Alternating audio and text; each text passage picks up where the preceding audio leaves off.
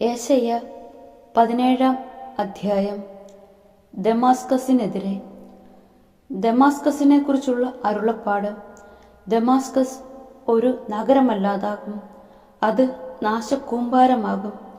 അതിൻ്റെ നഗരങ്ങൾ എന്നേക്കും വിജനമായിരിക്കും.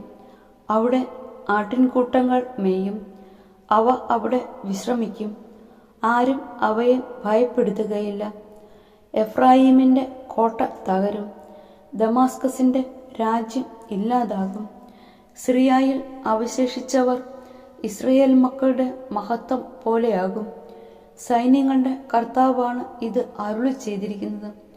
അന്ന് യാക്കോബിൻ്റെ മഹത്വം ക്ഷയിച്ചു പോകും, അവൻ്റെ ശരീരം മേധസ് ക്ഷയിച്ച് മെലിഞ്ഞു പോകും. അത് കൊയ്ത്തുകാരൻ ധാന്യം കൊയ്തെടുക്കുന്നത് പോലെയും റഫായിം താഴ്വരയിൽ കാല പെറുക്കുന്നത് പോലെയും ആയിരിക്കും. ഒലിവ് തല്ലുമ്പോൾ അതിൻ്റെ ഉയർന്ന കൊമ്പുകളുടെ അറ്റത്ത് 2-3 പഴങ്ങളോ ഫലവൃക്ഷത്തിൻ്റെ ശാഖകളിൽ 4-5 കായ്കളോ ഉണ്ടാകുന്നത് പോലെ കാല പെറുക്കാൻ ചിലത് അവശേഷിക്കും എന്ന് ഇസ്രായേലിൻ്റെ ദൈവമായ കർത്താവ് അരുളി ചെയ്യുന്നു.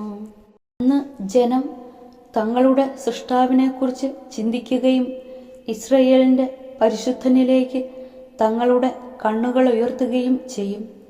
അവർ തങ്ങളുടെ കരവേലയായ ബലിപീഠങ്ങളെക്കുറിച്ച് ചിന്തിക്കുകയോ തങ്ങൾ നിർമ്മിച്ച അക്ഷേര പ്രതിഷ്ഠയിലേക്കോ ധൂപപീഠത്തിലേക്കോ നോക്കുകയോ ഇല്ല.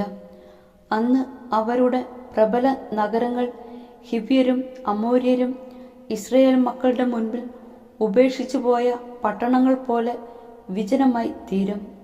എന്തെന്നാൽ നിങ്ങളുടെ രക്ഷകനായ ദൈവത്തെ നിങ്ങൾ മറന്നുകളയുകയും നിങ്ങളുടെ അഭയശിലയെ നിങ്ങൾ വിസ്മരിക്കുകയും ചെയ്തു.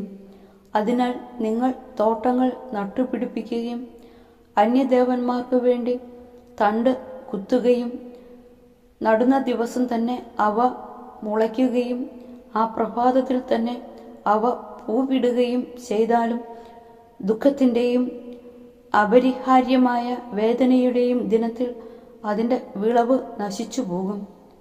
അതാ അനേകം ജനതകൾ ഇരമ്പുന്നു, അത് സമുദ്രത്തിൻ്റെ മുഴക്കം പോലെയാണ്. അതാ ജനതകളുടെ ഗർജനം, മഹാസമുദ്രങ്ങളുടെ ഇരമ്പൽ പോലെയാണത്. പെരുവെള്ളം പോലെ ജനതകൾ ഇരമ്പുന്നു. എന്നാൽ അവിടുന്ന് അവരെ ശാസിക്കുകയും അവർ ദൂരേക്ക് ഓടിപ്പോവുകയും ചെയ്യും.